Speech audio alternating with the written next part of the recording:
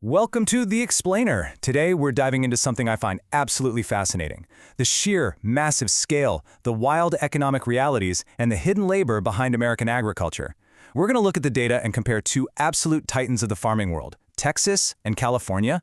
It's basically this incredible story of vast, wide-open spaces going up against intensive, meticulous manual labor. And let me tell you, the contrast between the two is just mind-blowing. Let's get right into it. Here's how we're going to break it down today. First, we'll look at the farming revenue paradox. Then, we'll move on to Texas giants, cotton and cattle. Third, goats and greens in Texas. And finally, West Coast specialty crops. Okay, starting with Section 1, the farming revenue paradox, where we'll be solving the mystery of land versus revenue. So, just look at this side-by-side contrast for a second. Texas has roughly 248,000 operating farms. That covers a staggering 77% of the entire state's land area, and it pulls in about $22.1 billion in revenue. Huge, right? But then, look at California. They operate with just a fraction of those farms, only 69,000, yet they bring in over $49 billion. I mean, that is more than double the revenue using significantly less land. So, how exactly does that work? Well, the answer really lies in what they're actually producing. You see, a massive 50% of Texas's $22.1 billion comes strictly from land-intensive livestock, mostly cattle. And livestock, as you can probably guess, requires an immense amount of space. It's an incredibly land-heavy way to farm. So that really starts to explain why Texas gobbles up so much acreage, but actually generates less total cash compared to California's super high-yield crops.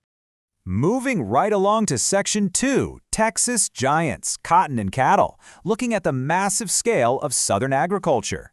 Now, when Texas commits to a crop, they go absolutely huge. They dedicate 5.3 million acres of farmland just to growing cotton. To put that into perspective, that's 43% of the entire country's cotton area, totally dwarfing states like Georgia, Mississippi, and Arkansas. Across almost 8,000 active farms, Texas produces 7.7 million bales a year. That is a $1.7 billion industry all on its own. But honestly, cotton is just the warm-up. Check out this number, 97 million. That's 97 million acres. That is the mind-blowing amount of grazing land used by Texas cattle ranchers. It is almost impossible to even picture that amount of open space, just dedicated entirely to feeding and moving livestock across the state. And you know what? That vast, endless land is absolutely crucial. Why? Well, because it has to support 10.9 million heads of cattle. That single state accounts for 13% of the entire U.S. cattle population, and it's all managed by roughly 174,000 incredibly dedicated cattle ranchers. So, why do they need so much land? It really comes down to this one number right here, 15. Because unlike animals that are kept in small pens, these massive herds of grazing cattle can actually travel up to 15 miles in a single day. They are literally just walking across these sprawling grasslands just to find enough food to keep themselves going. Now, to manage this constantly moving empire of livestock, we rely heavily on the human element. Real-life Texas cowboys are out there working the open range alongside their cattle dogs, keeping the herds moving safely and efficiently. And they're doing this really tough, daily physical labor for an average salary of about $33,000 a year. Okay, on to Section 3, goats and greens in Texas, shifting from open pastures to vegetable fields. It's super fascinating to see how these two agricultural giants split the goat industry between them. Texas just completely dominates the meat market, producing 53% of the national goat meat from herds that, get this, eat the equivalent of 4% of their own body weight every single day. Meanwhile, California focuses its efforts in a totally different direction, sitting pretty as the primary producer of goat milk for the whole nation.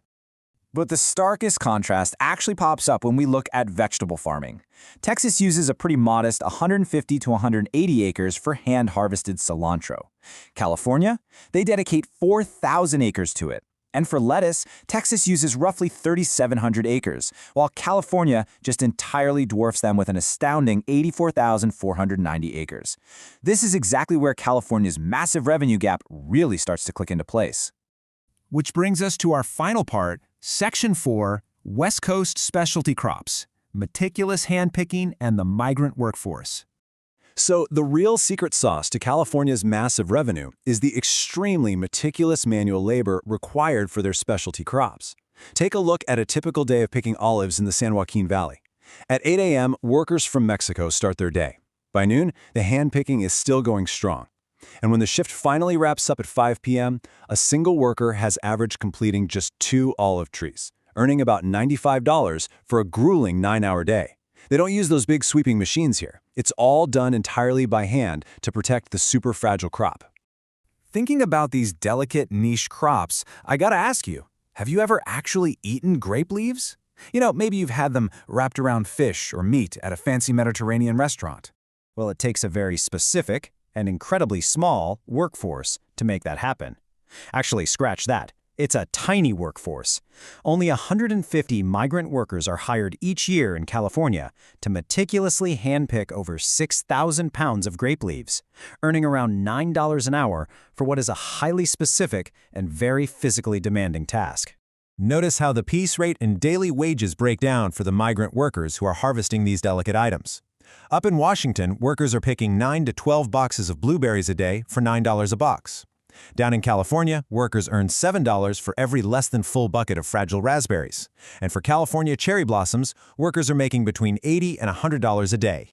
And speaking of those cherry blossoms, when you see workers out in the cherry orchards, you'd probably naturally assume they're just, maintaining the health of the trees or maybe pruning them to get ready for the summer fruit harvest, right? Well, actually, they're doing something way more specialized. A staggering 29,000 pounds of cherry blossoms are hand-harvested in the U.S. every single year. They aren't just pretty flowers left on the branch. They are actually consumed directly as vegetables in high-end restaurants or mixed right into specialty teas and craft cocktails.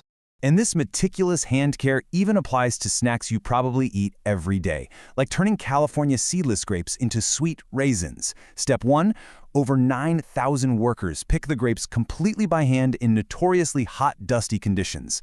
Step 2, the grapes are laid out to dry right there on the farm for 3 full weeks. Step 3, only after that long sunbaking process are they finally transported over to a processing factory to be cleaned and packed up.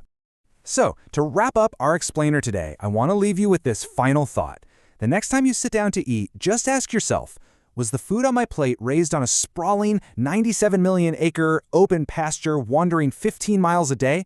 Or was it meticulously handpicked from a delicate branch by a migrant worker earning $9 an hour? The type of crop totally dictates the economics of your plate, leaving us all to wonder where our next meal truly comes from. Thanks so much for joining me today, and keep questioning the world around you.